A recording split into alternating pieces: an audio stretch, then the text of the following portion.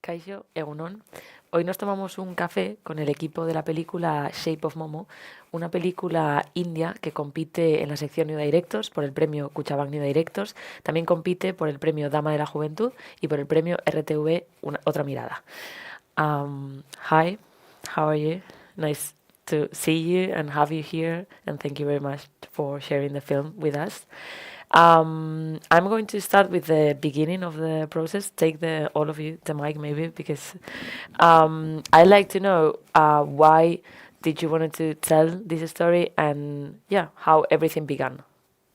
I think this story was just waiting to be told somewhere in the corner of my heart because I studied in a bigger city. I live in a rural village, and I went to a metro city to pursue my studies in cinema. And I thought I'll come back, whereas my friends from the film school, they went to join Bollywood.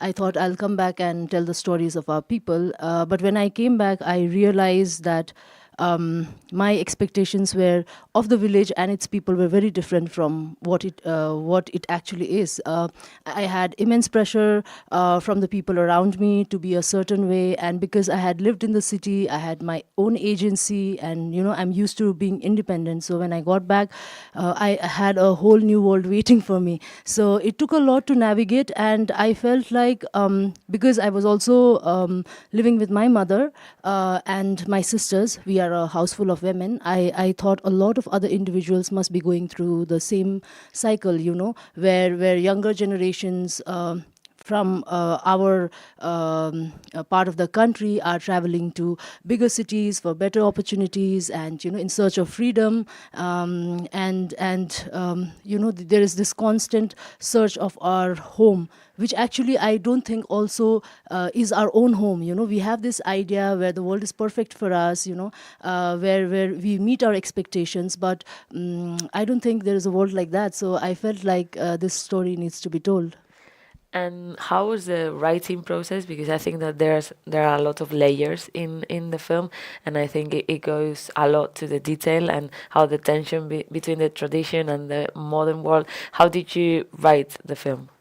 I co-wrote it with my co-writer, who's also the co-editor and co-producer of the film. His name is Kisle. I think right from the beginning, we wanted to bring a lot of complexities because that is the kind of films that we like to watch and definitely make. So when we were I had written a draft where I had spoken about my problems, like how the society is unfair, nobody treats me well.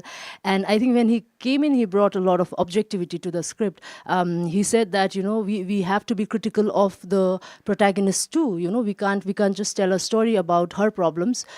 She is also part of the problem, and we need to explore that complex thing. And we are very happy to be able to do that. And at the same time, we were thinking that the stories that are being told from my part of the region, where the people of the mountains or hills are often depicted as simpletons, like these are exotic creatures, they live in a beautiful setting, they're always happy, they have no problems in their life. So we really wanted to change this narrative. We wanted to show that we are as complex as people living in Bombay, or for that matter, any part of the world. Yeah. I like to stop in this. You said like the films we like to watch. Can you tell us a little bit about your influences or the cinema you like to watch? Coincidentally, my co-writer and we have same favorite two filmmakers. We like Nuri Bilge Ceylan from Turkey. I mean, I think he has a great fan following in India. The way he deals with human emotions and he explores the human characters are very fascinating for us. I mean, his film Winter Sleep is very complex, it's very layered, and it tells a lot about our human nature. A lot of people think, in India that cinema is form of entertainment and something that some around the world think that it is a spectacle. But for me, I think the beauty lies in smaller details, and we really wanted to explore that. And I'm also a big fan of Zia Zanka, the Chinese filmmaker. I really like how he captures the changing of time in his films. Like if you watch his films from 10 years back, you will exactly know how China looked.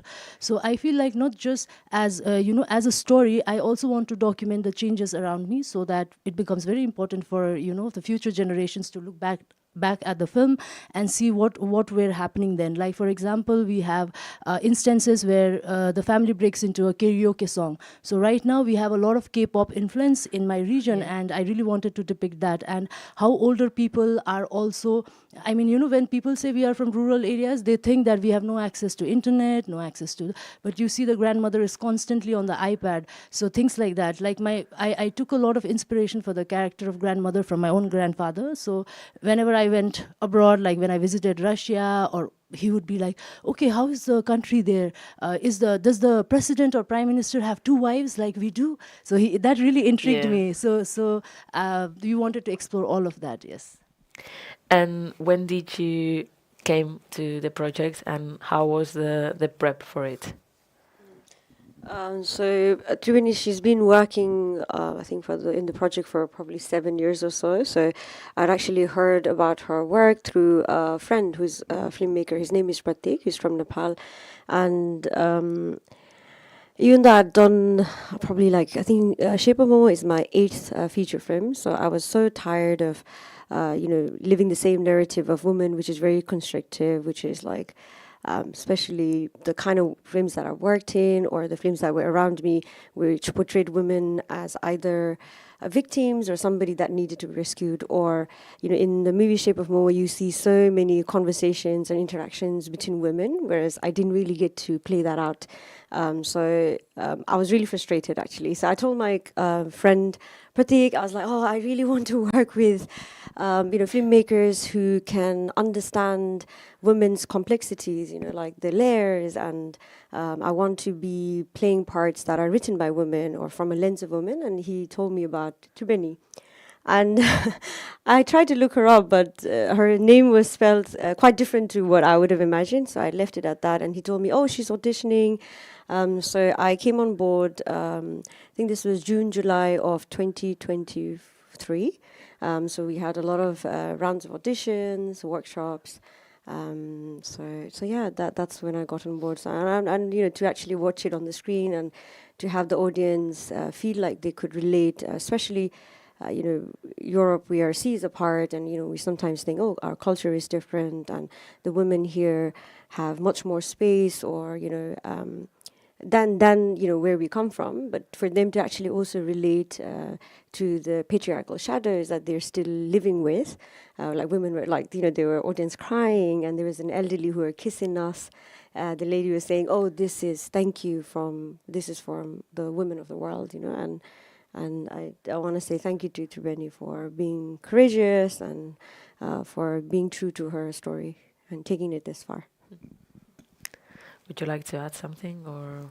We belong from same state, Sikkim, and she's one of the big name as a filmmaker out there, and we have very few out there. And then I, being an actor, I always had dreamt of working under her, and I saw that her production house is looking for actors, and then I just contacted her. I sent her my auditions, and then through that got into the character of Juno.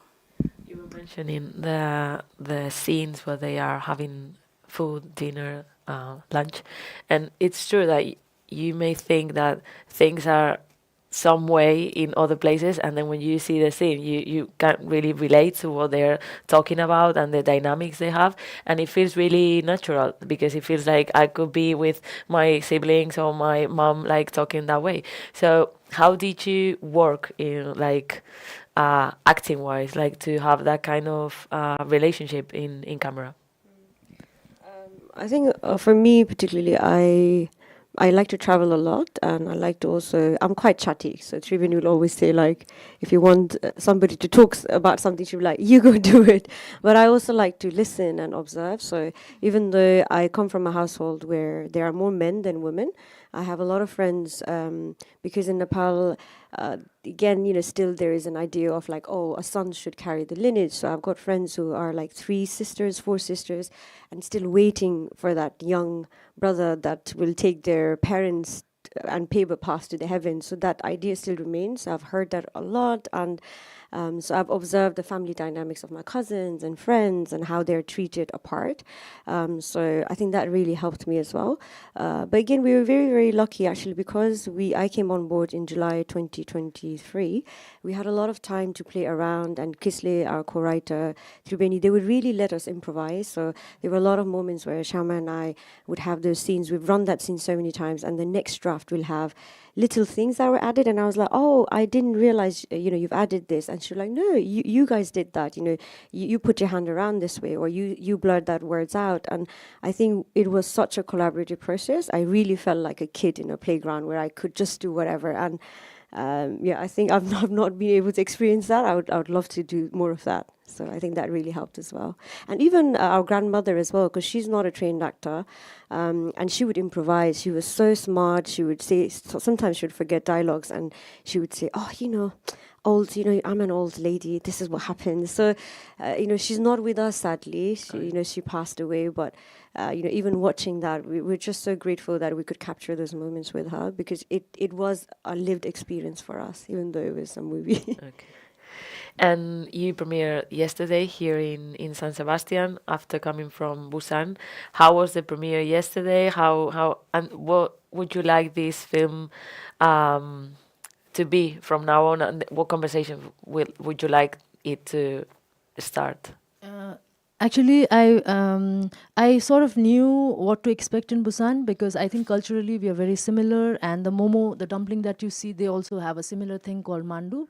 And also, I think socially we have a similar standing, the women in the society. So I knew what to expect, and it went really well. They were really very young audiences. I mean, very young boys and girls. So it was quite surprising for me. And for Europe, I didn't know what to expect, and this is my first time in Spain. Okay. We have heard a lot about San Sebastian, that it's one of the oldest and most prestigious festival in Europe, but I had no expectations, and yesterday we were blown away. I mean, they were so expressive. I mean, the points where we thought people would laugh, they laughed, and they were very. I think they resonated with the film so well, and that really brought tears in our eyes, because that's what you aspire to do. That you hope that the film that you have made in this small corner of the world, and people resonating. And also, I felt, I have experienced quite a number of film festivals, but San Sebastian is very different. I think it's very intimate, and the audiences are really committed. I mean, no matter what, they sat through the film, and then they sat through the question answer round, and I was like, they really value cinema, and because outside you don't see a lot of people walking like how it happens in Cannes or elsewhere, a lot of people buzzing. So I didn't know if the theaters will be filled, and when we walked in, I was like, where are all these people coming from? That is also on Tuesday. So it was really great, and I think the main motive for us in the film was obviously to say to show where we stand in the society, how we are struggling, but also certain women come from a place of privilege. We also wanted to be critical of that. There are issues of immigrants, like we don't look Indian enough in our country, so we face a lot of discrimination in the heartland of the country, but it is the same for them. When they visit our region, we discriminate them even more. So I wanted to explore all of that. But more importantly, I think we want people to reflect. I mean, that's what good films do. They make you think about your own life, about the life of people around you, and find and resonate with smaller details in the film, yeah. So thank you very much. We really hope to see you again soon. And yeah, we are going to see a little clip now. Os dejamos ahora con un pequeño clip de la película.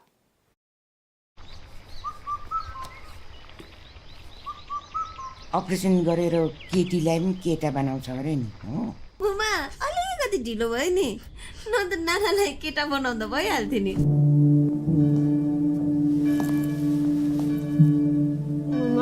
हजुर मजा आयो यो भन्दा मजा त उसकी ल्याइदिएको भए त मलाई झन् राम्रो हुने थियो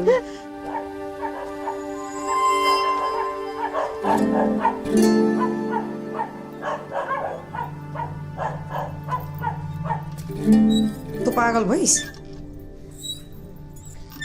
सधैँ उसको नाटक झेलिबस्नु पर्दैन हामी म्यानेज गरिहाल्छौँ तँलाई थाहा छ कि मलाई थाहा छ मान्छेलाई नबुझिकन नकर है अब त सिलिन्डर कसले लान्छ